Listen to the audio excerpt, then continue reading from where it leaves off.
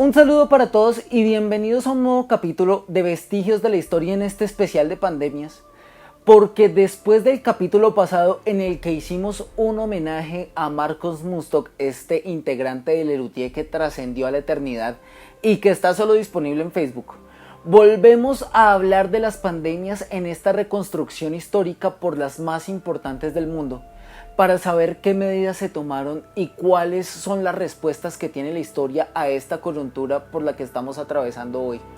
Pero antes de abordar este tema, lo primero que quiero hacer es agradecerle a todas las personas que estuvieron conectadas al lanzamiento de mi cuarto libro, La Casa de los Dioses.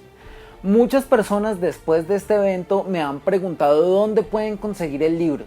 Entonces en los comentarios de este video y en la descripción de este, también para ambas redes, para Facebook y para Twitter, voy a dejarles el link donde pueden acceder a la compra del libro.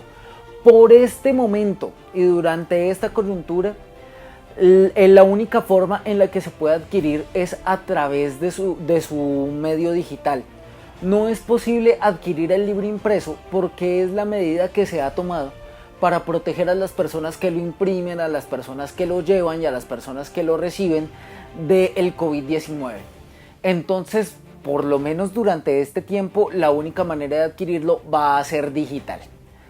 Ahora sí, vamos a hablar de la gripe rusa en este capítulo, de esta pandemia que va a aparecer en 1889, a la que no se le prestó demasiada atención durante sus fases iniciales porque pensaron que era un resfriado común, pero ese descuido inicial se llevó la vida de 1 millón de personas y en solo 70 días pasó de Rusia a Estados Unidos en uno de los contagios exponenciales más importantes de los últimos 2 siglos. Entonces, sin otro preámbulo, vamos a hablar de la gripe rusa, de sus especificidades y de las medidas que se tomaron para poder contenerla. Bueno, como les había comentado, esta gripa nos va a aparecer en 1889 en San Petersburgo y nos va a durar un año, hasta 1890. Esta no se debe confundir con la epidemia de gripe rusa que apareció en 1977. Esa es de otra historia, con otras características y en otro contexto social. Esta nos va a aparecer en 1899. Resulta que al inicio nadie le prestó atención porque es que de una gripa ¿quién se va a morir? Pero el tema es que cuando llegó la neumonía, cuando llegó la bronquitis o la bronconeumonía, ahí la gente ya empezó a notar que el tema se estaba volviendo de importancia pública y además estaba adquiriendo unas dimensiones masivas bastante preocupantes. En solo 70 días nos va a llegar a Estados Unidos con una mortalidad, aunque baja, bastante importante, porque en un año se nos va a llevar 1 millón de vidas.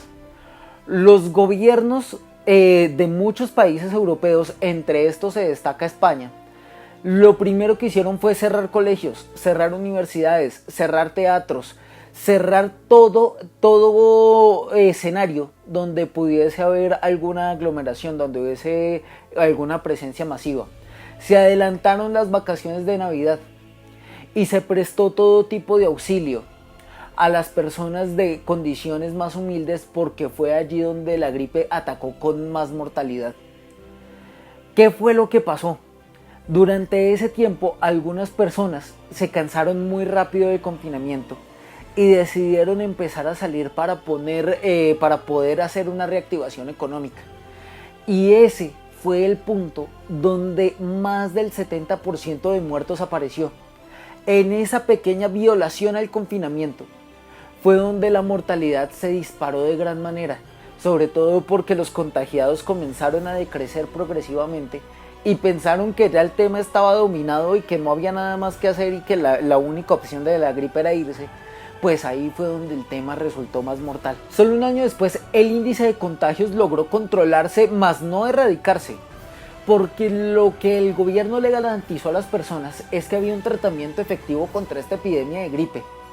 Solamente hasta que un ente gubernamental logró certificarle a todo el mundo que había un tratamiento real, fue cuando las personas lograron salir pero ya con unas reconfiguraciones sociales bastante importantes, porque la gente empezó a pensar en el bienestar colectivo. La gente logró tener una interiorización tan grande del bienestar que se dieron cuenta que la reactivación económica no serviría de nada si no habían empleados que fueran a trabajar para llevar a cabo esa reactivación. Entonces lo primero era propender por la vida y era salvaguardar la vida en una dimensión colectiva más que en una dimensión individual. Entonces ese fue el punto en donde lograron vencer a esa gripe rusa en tan solo un año y lograron hacer una reactivación gigante. Pero esa reactivación no pudo haber sido funcional si no se llevaban a cabo esos niveles de confinamiento tan estrictos que llevaron para ese tiempo. Fueron casi 10 meses con colegios cerrados, con universidades cerradas, con teatros cerrados, porque si no se lograba, entonces la gripe iba a dejar a los núcleos económicos sin gente para trabajar. Fue en el punto en el que pusieron la vida como prioridad, en el que la gripe rusa pudo ser erradicada. Para esta epidemia vamos a tener algo revolucionario, algo que no nos había ocurrido antes, y es que vamos a combatir el terror. Resulta que en Madrid una funeraria había dispuesto un empleado para que identificara cuáles eran las casas donde había al menos un enfermo de gravedad por la epidemia de la gripe. Y luego de identificar las casas, esta persona pasaba y dejaba por debajo de las puertas todas las tarjetas de la funeraria donde ofrecían los servicios. Esto naturalmente en toda la ciudadanía dejaba un sabor de terror, dejaba un sabor de incertidumbre que comenzaba a generar el caos. Los prohombres de Madrid se dieron cuenta muy rápidamente de eso. Buscaron la funeraria y le impusieron una multa tal que le quitaron las ganas al resto de funerarias de seguir esta estrategia de mercadeo. Esto para muchos efectos es revolucionario frente a las pandemias que se habían dado hasta ese momento porque no se había combatido el terror.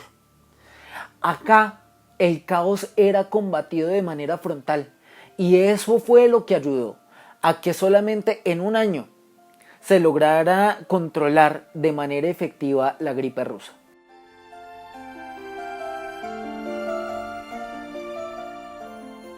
Y de esta manera llegamos al final de este capítulo de Vestigios de la Historia en este especial de pandemias. Y ustedes se preguntarán por qué en este capítulo solamente hablamos de una pandemia. Y es porque en el capítulo que viene ya vamos a hablar de la gripe española y esa de por sí ya merece un capítulo sola, porque esa nos va a llegar a Colombia y va a tener unas afectaciones bastante serias en términos económicos, en términos sociales, en términos políticos. Cosa que va nada más per se, va a merecer un capítulo solo. Además que en esta epidemia vamos a tener el primer movimiento masivo en contra del confinamiento. Cosa que va a tener por lo demás un cobro en vidas y un cobro bastante importante en términos económicos. Cosa que ya la hacen merecedora solamente de un capítulo para ella sola. Entonces el capítulo que viene va a ser de la gripe española. También quiero agradecer a todas las personas que han venido siguiendo Vestigios de la Historia en la radio. El martes pasado ya hablamos de la brujería. El martes que viene vamos a hablar de la fragmentación de la Iglesia Católica y del descubrimiento de América con todos los mitos que se encontraron al llegar aquí a América. Entonces ahí ya vamos a hablar de Martín Lutero y las tesis que van a hacer una afrenta contra la Iglesia Católica. Vamos a hablar del cisma de Occidente, vamos a hablar de Enrique VIII con todo el tema de Ana Bolena que también se separó de la Iglesia Católica. Vamos a tener un programa chéverísimo donde también vamos a mirar los mitos aztecas, los mitos mayas, los mitos de las comunidades indígenas colombianas que también se van a encontrar con toda esa carga que ya hemos visto de los españoles llegando en términos de conquista a tratar de mirar qué mito pesa más que cuál. Entonces nos vemos el martes que viene en Vestigios de la Historia en la radio y el otro jueves vamos a tener el capítulo de la gripe española. Para todos un fuerte abrazo, mucha fuerza en estos tiempos de cuarentena y tratemos de cada día escribir una mejor historia.